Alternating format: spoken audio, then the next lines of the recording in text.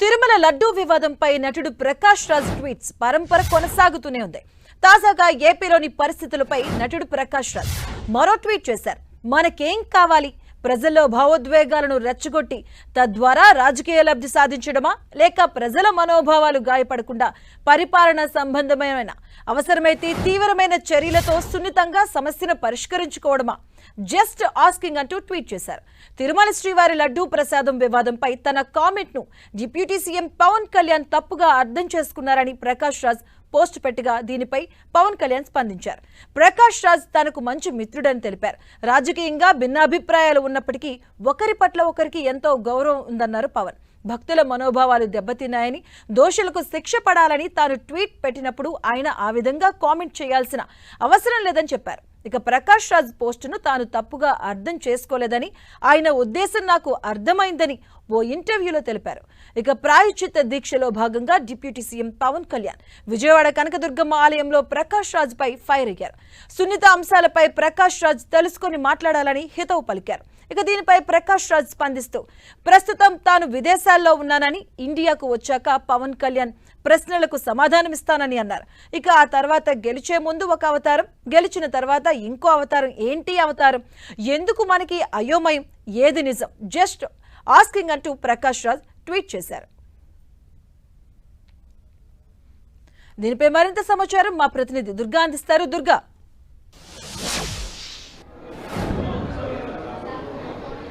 నిన్నటి నుంచి జనసేన అధినేత పవన్ కళ్యాణ్ చేసినటువంటి వ్యాఖ్యలకు సంబంధించి ప్రకాష్ రాజ్ వరుసగా ట్వీట్లు చేస్తున్నారు. ముఖ్యంగా ఆయన ఇటీవల చేసినటువంటి తిరుపతి లడ్డూ వ్యవహారం ఉన్నప్పుడు పవన్ కళ్యాణ్ కోట్ చేస్తూ చేసినటువంటి కామెంట్స్ నేపథ్యంలో పవన్ కళ్యాణ్ కూడా ప్రకాష్ రాజ్కి చాలా సీరియస్ వార్నింగ్ ఇచ్చారు. మీకేం సంబంధం, ఇలాంటి విషయాల్లో మాట్లాడొద్దు అంటూ కూడా సీరియస్ వార్నింగ్ ఇచ్చారు.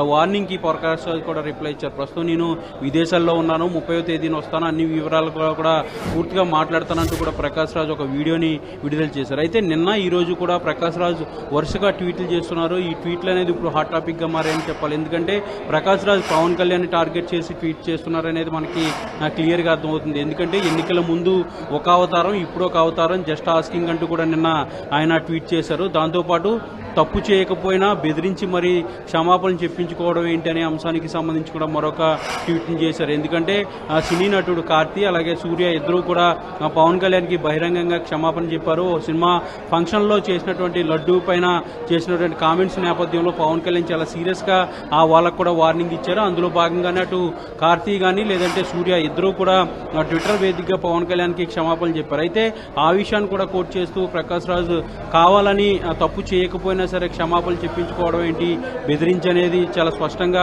పవన్ కళ్యాణ్కి కౌంటర్ ఇస్తూ ప్రకాష్ రాజు ట్వీట్ చేయడం జరిగింది. ఈరోజు మరొక ట్వీట్ని ప్రకాష్ రాజ్ చేశారు. ప్రజాస్వామ్యంలో ఏదైనా ఒక సమస్య వచ్చినట్లయితే దాన్ని రాజకీయ లబ్ధి కోసం వాడుకోకుండా సమస్యను సున్నితంగా డీల్ చేసి అవసరమైతే తీవ్రమైనటువంటి చర్యలు తీసుకోవాలి, కానీ రాజకీయ లబ్ధి కోసం ఇలాంటి అంశాలు ఎందుకు వాడుకుంటున్నారు, జస్ట్ ఆస్కింగ్ అంటూ కూడా మరొకసారి ఈరోజు మరొక వివాదాస్పదమైనటువంటి ట్వీట్ని ప్రకాష్ రాజు కొద్దిసేపటి క్రితం చేశారు. గత వారం రోజుల నుంచి కూడా జరుగుతున్నటువంటి తిరుపతి లడ్డూ వ్యవహారానికి సంబంధించి జరుగుతున్నటువంటి వివాదంలో ప్రకాష్ రాజ్ కూడా ఇప్పుడు ఎంటర్ అయ్యారు. పవన్ కళ్యాణ్ గతంలో వార్నింగ్ ఇచ్చినటువంటి నేపథ్యం తర్వాత ఇప్పుడు వరుసగా 2 ట్వీట్లు ప్రకాష్ రాజ్ చేయడంతో ఇప్పుడు హాట్ టాపిక్ గా మారిందని చెప్పాలి. మరొక పక్క ప్రకాష్ రాజ్ వరుసగా ట్వీట్లు చేయబోతున్నారు. ఎందుకంటే ఆయన 30వ తేదీన విదేశాలు షూటింగ్కి వెళ్లారు. అక్కడి నుంచి వచ్చిన తర్వాత ఆయన ఒక ప్రెస్ మీట్ కూడా పెట్టి మొత్తం అన్ని విషయాలు కూడా మాట్లాడుతానంటూ కూడా ప్రకాష్ రాజ్ చెప్పినటువంటి నేపథ్యం. ఇప్పుడు పవన్ కళ్యాణ్ ఎలా రియాక్ట్ అవుతారు, ప్రకాష్ రాజ్ చేస్తున్నటువంటి ట్వీట్కి సంబంధించి కూడా మనకి క్లారిటీ రావాల్సింది. ఏదైనప్పటికీ కూడా ప్రకాష్ రాజు అలాగే పవన్ కళ్యాణ్ ఇద్దరి మధ్య కూడా మాటల యుద్ధం అనేది కొనసాగుతుందని చెప్పొచ్చు. Thank you Durga.